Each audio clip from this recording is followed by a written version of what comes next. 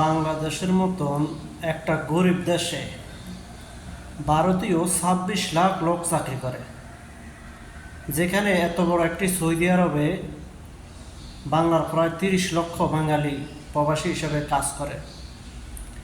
আর বাংলাদেশের মতো একটা গরিব দেশ, ছোট দেশ, এই দেশে ভারতীয় 26 লাখ লোক কাজ করে।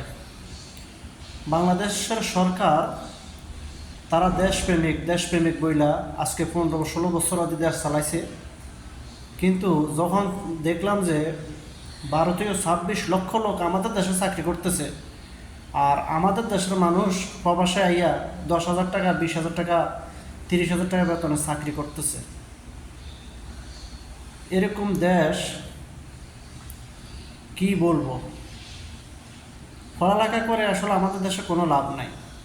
পড়ালেখা না করে সবজি বিক্রেতা হন, কৃষিকাজ করেন, সেটাই ভালো। কারণ পড়ালেখা করে আমাদের দেশে চাকরি পাওয়া যায় না। আমাদের দেশের চাকরি 26 লক্ষ লোক ইন্ডিয়াতে আইসা কাজ করে, আর আমাদের দেশের মানুষ রিক্সা চালায়।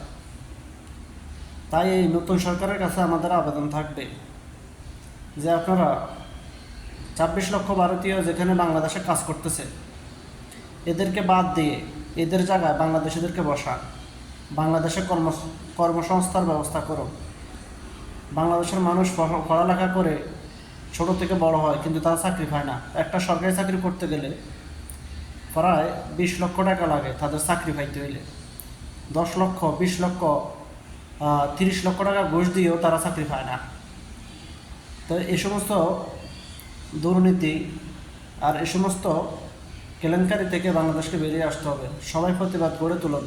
প্রত্যেক এলাকাতে আপনার আশেপাশে যেখানে দেখবেন ভারতীয় লোক চাকরি করতেছে, সরকারকে ইনফরমেশন করেন এবং সরকার এদেরকে বদলি করে তাদের দেশে পাঠিয়ে আমরা যারা বাংলাদেশে আছি বাংলাদেশিদেরকে কাজ দেবে।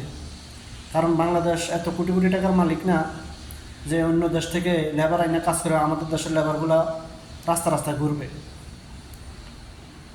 সবাই ভিডিওটি শেয়ার করে দেবেন। প্রত্যেকে আপনার প্রত্যেকের জায়গার থেকে প্রতিবাদ করবেন।